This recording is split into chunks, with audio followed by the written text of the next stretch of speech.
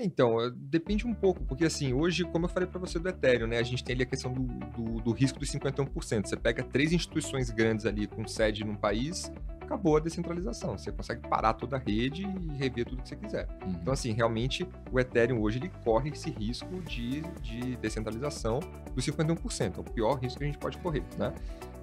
Agora, assim, se a gente fosse pensar numa questão de vale a pena ser descentralizado ou não, é uma questão muito delicada de responder, mas quando as pessoas procuram o mundo de criptoativo, geralmente é para algo descentralizado. Porque se a gente quisesse uma moeda centralizada, acabaram de criar o real centralizado, o Banco Uhum. Central. Então, assim, se fosse a ideia, a gente estaria ali operando o real brasileiro digital, e não é a ideia.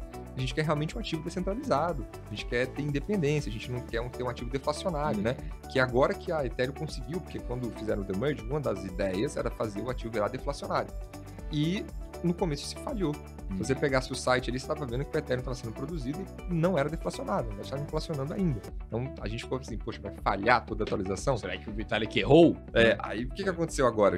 A curva já foi realmente corrigida e a moeda virou deflacionária, que é muito bom, né? Então, Uhum. assim, hoje a gente teve vários governantes aí que acabaram imprimindo dinheiro.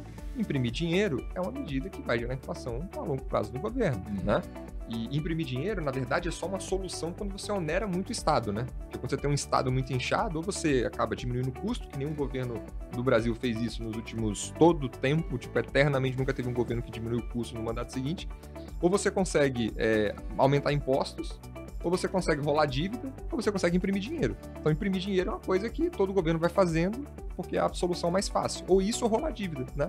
Aí, para rolar dívida, você tem que ter uma relação dívida pública-PIB que faça sentido. Agora deu uma melhorada nos últimos tempos, Uhum. porque o PIB sumiu bastante. Mas antigamente, no antigo governo, a gente não estava tendo isso, né? Tava cada vez mais pior a relação de dívida pública com o PIB. Então, assim, acaba que a solução é imprimir dinheiro, aí gera inflação. Então, para mim, ser descentralizado é uma vantagem muito grande. Agora, falando um pouco ainda sobre esse tema de centralização versus descentralização. Quando a gente começa, por exemplo, a olhar as GovCoins, né? Então, o Brasil está vindo aí com o real digital, a gente tem lá na China, eles estão criando lá a moeda deles digital também. O quanto que isso é meio ameaçador para o próprio desenvolvimento do mercado cripto como um todo, Tonela, na sua opinião? Acho que são coisas separadas, né? Uma coisa é o que o governo cria de criptoativos e uma coisa é o que existe de criptoativos em geral. Por exemplo, assim, o Bitcoin é como se ele fosse, de um lado, né, uma moeda específica, um ouro, né? E do outro lado a gente tivesse várias empresas que estão tentando galgar posições no mundo de criptoativos. Uhum. Algumas vão dar certo, outras vão dar errado, mas o Bitcoin vai estar sempre ali.